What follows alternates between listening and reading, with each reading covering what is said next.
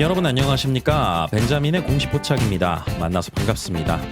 오늘 루니 주가가 오랜만에 반등을 했습니다. 어제 급등장에 홀로 소외되는 그런 모습을 보이다가 오늘 같은 경우는 큰 폭의 상승이 있었는데 루닛의 이 한정된 그리고 루닛만의 어떤 특별한 재료로 루닛의 주가가 반등을 했다라고 하면은 더 기분이 좋았겠지만은 오늘 같은 경우 의료 AI 쪽 섹터가 다 주가가 상승을 많이 했습니다. 그래서 의료 AI 섹터, 그다음 바이오 섹터 이쪽에 프로그램 자금들이 좀 많이 몰렸어요. 그래서 저희가 루닛 수급 좀 체크해 보고요. 그 다음에 투자 체크 포인트 무엇이 있을까 이 부분에 대해서 좀 알아보도록 하겠습니다. 우선은 수급부터 좀 보도록 하겠습니다. 오늘 같은 경우 거래량 그렇게 많이 실린 날은 아니었어요.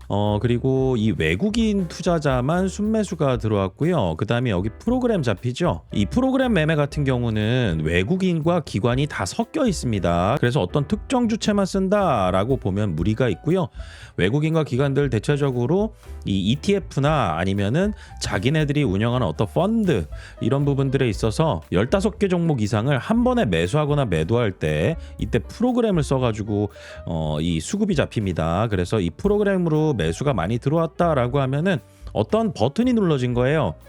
이쪽 섹터에 오늘 이만큼 담자 그리고 저쪽 섹터에서 이만큼 팔자라고 하는 것을 자동적으로 기계적으로 이렇게 매매가 들어온 거다. 그래서 루닛의 어떤 개별 호재 때문에 이 종목이 앞으로 굉장히 좋아지겠네 라고 하는 특별한 호재 이런 부분으로 들어온 것은 아니다. 저희가 이렇게 좀 냉정하게 봐야 됩니다.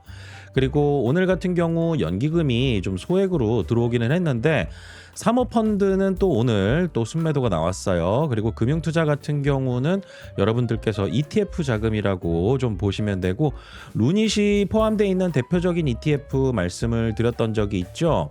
그게 바로 뭐냐면 이 라이즈 AI 로봇이라는 이 ETF입니다. 그래서 이 ETF에 자금이 몰리게 되면은 기계적으로 여기에 포함되어 있는 종목들을 사야 됩니다.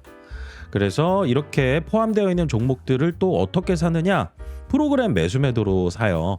그래서 프로그램 매수 매도는 외국인과 기관들이 같이 사용하는 이 종목이 많을 때 바스켓 매매할 때 이렇게 쓰게 됩니다. 여러분들께서 이 프로그램 매수 매도를 너무 그렇게 신경 쓰진 않아도 되는데요. 주가가 갑자기 올라가거나 떨어졌을 때 기계적인 매도가 나와서 단기 급락이 있었구나 이런 부분들을 확인하실 수가 있습니다. 여기 보시면은요 이게 시간별 이 프로그램 매수 매도와 주가 추이입니다. 이 회색선이 주가고요. 오늘 하루 동안 장 초반부터 해가지고 프로그램 매수가 이렇게 분홍색 표시로 올라가게 되면은 이거는 순매수를 얘기하는 겁니다. 그런데 보시면은 장 초반부터 해가지고 프로그램 순매수가 쭉 유입이 되면서 주가도 같이 올라가는 이런 모습을 보이죠. 그러다가 한동안 횡보하다가 다시 올라가니까 또 주가도 따라가고 그래서 단기적으로 프로그램 매수나 매도가 주가의 변동에 커다란 영향을 주기는 해요. 하지만은 그 이후에 어느 정도 주문 물량이 다 마무리가 되고 나면은 이때부터는 이제 따로 매수 매도 들어오는 자금들 여기에 따라서 이 수급의 영향에 따라서 주가가 변동하기도 하죠. 그렇기 때문에 단기에 주가가 너무 급락한다, 급등한다. 그런데 여기에 무슨 일이 생긴 거 아니냐 이렇게 생각하시는 것보다 어떤 누군가가 이 프로그램으로 이쪽 업종 아니면 이쪽 섹터 의료기기나 바이오 쪽 이런 쪽을 팔아가지고 반도체나 2차 전지를 매수했다라고 했을 때 갑자기 매도가 나오기도 하고요. 갑자기 매수가 들어오기도 합니다. 그래서 여러분들께서 수급을 보실 때는 주식 투자자 일자 보시면서 오늘 기관이 많이 팔았네. 이거 얘네들 안 좋게 생각하나 보구나. 그리고 외국인 많이 샀네. 얘네들 뭐가 좋아서 샀나 보구나. 이런 거보다는 대체적으로 주가에 영향을 크게 주고 수급에도 영향을 많이 미치는 게 ETF 자금하고 펀드 자금들이에요. 오늘 수급의 상황으로 봤을 때는 특징적인 수급의 동향은 보이지가 않는다. 일반적으로 어떤 걸 좀 주의 깊게 보냐면요. 외국인들이나 기관들이 연속으로 해서 계속 순매수 들어오는 거. 이거는 어떤 펀드나 ETF 쪽에서 자금 유입이 계속 일어나고 그 다음에 그 펀드가 담고 있는 종목들 중에서 여기에 매수를 기계적으로 한다라는 거. 이런 것들 때문에 주가를 좀 추세적으로 끌어올리게 되는 경우들이 있거든요. 그런데 이걸 계속 사지 않습니다. 어느 순간에는 멈추고요. 그 다음에 주가도 주춤해지는 이런 상황이 벌어집니다. 이러면서 또 손바뀜 일어나면서 다른 펀드가 들어오면서 또 밀어 올리기도 하고 그렇습니다. 그래서 수급적인 부분에 있어서 여러분들께서 항상 제가 강조드리는 부분은 기관이 샀네, 외국인이 샀네, 그리고 외국인이 팔았구나, 기관이 굉장히 많이 팔았네, 이걸 가지고 종목의 개별적인 어떤 악재나 이런 부분들이 표면적으로 드러난 게 없다라고 하면은요, 그냥 이건 기계적인 매수와 매도, 누군가는 수익 실현했구나, 펀드 자금에서 돈이 이탈하는구나, 이런 관점으로 보셔야 됩니다. 제가 오늘 수급 얘기를 조금 길게 드렸는데 여러분들께 전달해드리고 싶었던 그런 내용 중에 하나였습니다. 그리고 기술적으로 본다라고 하면은 이제 저희가 준비해야 될 게 하나가 있죠. 그게 바로 뭐냐면은 5월 26일 날 무상신주 상장되는 거. 제가 유상증자 신주 상장은 5월 15일 날 말씀드렸고, 그 다음에 대차장고 줄었다라고 말씀을 드렸습니다. 그리고 제가 예상하기로는 5월 26일 날 무상증자 신주 상장되고 나면은 그때도 대차장고가 줄어들어 있을 가능성이 좀 있어요. 그래서 루닉 같은 경우는 공매도도 같이 봐야 되는데, 이 공매도를 같이 보는 이유가 무조건적으로 공매도 한다 그래서 이게 종목에 악재가 있어서 하락에 베팅하는 거냐, 이렇게 보시면 안 된다라고 말씀을 드렸습니다. 수익이 나면 수익 실현 차원에서 미리 해지하는 전략을 사용하기도 한다. 그 부분에 대해서 말씀을 드렸어요. 그게 바로 뭐냐면은 유상증자를 통해서 신주 청약했던 가격이 얼마죠? 26,750원입니다. 26,750원. 그런데 여러분들 한번 생각해 보세요. 유상증자 신주 청약하신 분들, 무상증자도 같이 진행했는데 유상증자 신주 청약 가격이 26,750원이라고 해가지고 계속 내 평단가가 이렇게 갈까요? 아닙니다. 똑같이 여기에도 1대1 무상증자 적용을 받아요. 그러면은 유상증자 신주 청약 가격의 평단가가 얼마로 바뀌냐면 2분의 1 가격으로 바뀝니다. 그래서 13,375원 이렇게 바뀌게 되는 겁니다. 그런데 현재 주가 얼마죠? 18,460원입니다. 지금 현재 기준. 그러면은 13,370원으로 평단가가 바뀌게 되고, 이게 5월 26일 날 이제 변하게 되는 거죠. 그렇게 됐을 때 13,375원에 신주 청약한 이런 투자자들 중에서 개인 투자자들은 이 5월 26일이 되어야 사거나 팔거나, 그리고 수익 구간인지 아닌지 확실히 확인하고 그 다음에 움직일 텐데, 외인이나 기관들은 여기에 대해서 자기네들 계산이 정확해요. 그래서 제가 이렇게 말씀을 드리는 거고, 그러다 보니까 지금 현재가 기준에서 무상증자 얼마의 수익인지 이런 부분들 확인하면서 지금 현재 주가에다가 미리 공매도를 치는 경우가 있어요. 공매도. 이렇게 됐을 때 주식을 언제 갚을 수 있는 거죠? 5월 26일 날 상장되고 나면은 그때 입고받은 주식으로 갚아버리면 되는 거죠. 그러면은 미리 신주 상장되기 이전에 미리 매도를 하는 전략으로 가져가는 거다. 이건 해지 전략입니다. 하방 베팅이 아니에요. 그래서 여러분들께서도 이제 유상증자 신주 청약하신 분들께서는 26,750원에 유증 신주 청약을 하셨지만은 단가는 13,375원대일 거다. 그래서 여러분들께서 꼭 기억해 두셔야 되는 부분 중에 하나가, 지금 주가가 최근 들어서 많이 조정을 보이면서 이렇게 저희에게 이 심리적인 불안감을 주었지만은 이것도 시간이 지나가면은 손바뀜이 일어날 것이다. 근데 그게 활발히 진행이 되는 그 기간이 언제부터냐? 바로 5월 26일부터일 겁니다. 5월 26일 무증 신주 상장되고 나서 그 다음부터도 굉장히 손바뀜이 많이 일어날 거고요. 팔 사람들 팔고 나갈 거고, 새롭게 들어올 사람들 또 새롭게 들어올 겁니다. 그리고 5월 30일부터 이제 미국 임상종양학회 이거 시작하죠. 제가 어제 영상에서도 말씀을 드렸습니다. 그래서 이게 지금 언론 보도에서 좀 많이 이야기가 나오고 있는데, 사실 제가 이와 관련해 가지고 여러분들께 몇 차례 언급을 드리기는 했지만은 기사 내용이 많이 나오고 그 다음에 이 종목에 대한 소식들이 많이 올라올 때 좀 거래가 활발해지는 경향들도 있어요. 그리고 루닉 같은 경우는 이 이후에 노려야 되는 게 있죠. 그게 바로 뭐냐면, 이런 학회 발표가 끝나고 나면은 루닛 스코프를 활용한 연구 결과 5편을 공개를 하지만 이 발표를 하고 나서 바로 매출과 연결되는 부분은 제가 기대하기 어렵다라고 말씀드렸습니다. 하지만은 그 이후에 그 연구 결과를 보고 제약회사나 이런 것들이 컨택을 하게 됩니다. 그래서 이런 약회 자리가 많아지면 많아질수록 영업의 장이 더 활발하게 열린다라는 거죠. 그리고 루닛이 이와 관련해서 매출로 연결될 수 있는 부분이 또 무엇이 있냐면요. 대체적으로 파일럿 단계, 새로운 고객사라고 하면 파일럿 단계가 먼저 일어나고 그 다음에 RUO, 이 연구개발 단계죠.